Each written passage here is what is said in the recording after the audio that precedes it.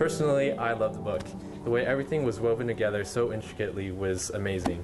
Its simplicity showed that good writing doesn't just come from big words, but by expressing how you feel, the way it comes naturally. Thank you. Let's give her a warm welcome. Heidi Durrow came to visit. She's the author of The Girl Who Fell from the Sky. She came to our school to talk about the book and answer some questions about the book and anything we wanted to know about her and her life, and she was really great and open and the nice. Courtyard.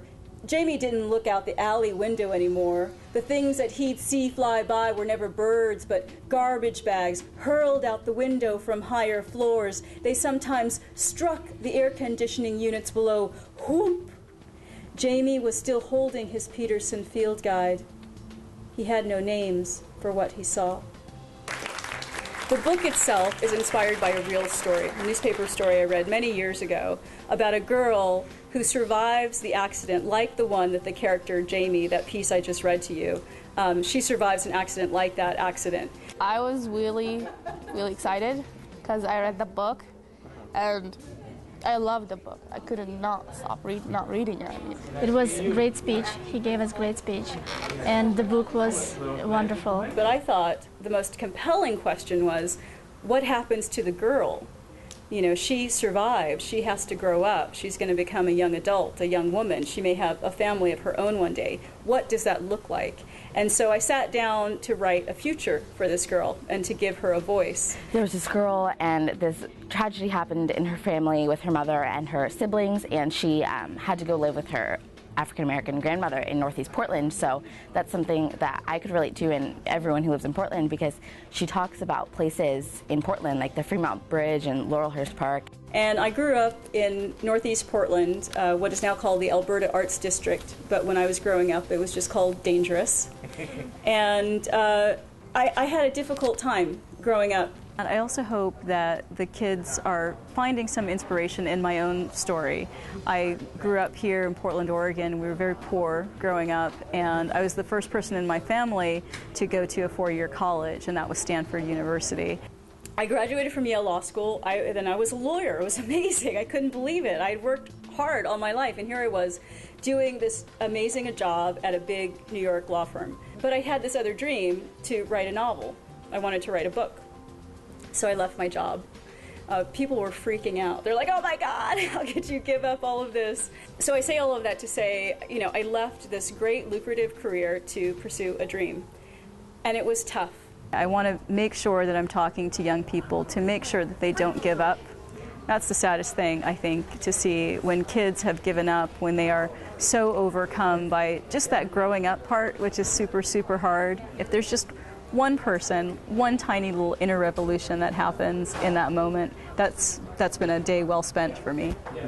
The main character, Rachel, is half Danish and half African American, and then so is Heidi. So I was kind of curious if there was any correlation between the two. And so I put all of that onto my character. I made her just like me, half black and half white, half African American and half Danish. I gave her blue eyes like me. I sent her to live in Portland, Oregon, like I did at age 11. I put her in Northeast Portland like I was when I was that age. She was kind of between two cultures, in the border of two cultures. The message about biracial children in the world and how they deal with society, I definitely connected to it. And people, instead of asking me my name or how old I was or what grade I was in, would say, what are you? And I'd say, oh, I'm the very best speller in my whole class. Duh, right? And they'd say, no, what are you? Are you black or are you white? And this had never occurred to me before. You know, I knew my dad was black and I knew my mom was white, but I didn't know that it made a difference. I connected with it kind of with the race part, like everybody asking her, what are you and where are you from and everything.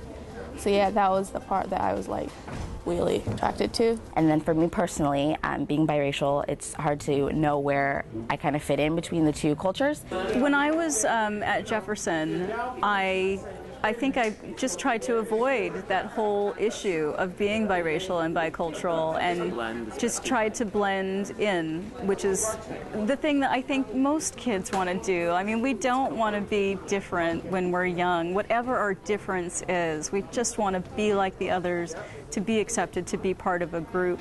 Where she talked about how a lot of her friends called her the white black girl. that's always happened to me, so definitely a connection right there. And she really hit on that, and she used terms that I was like, oh, I know what you're talking about, and it was just, I could completely relate to everything in the book. And I wanted to suggest really that we all as individuals are experienced, we can be experienced in many different ways, and so to identify someone by saying, oh, you're black, or you're white, or you're a geek, or you're a jock, or you're clumsy, or whatever that label is you get assigned when you're a young person, is not necessarily who you are. If people could experience all of you in all of the different ways, then they would have a different story about who you were. Thank you.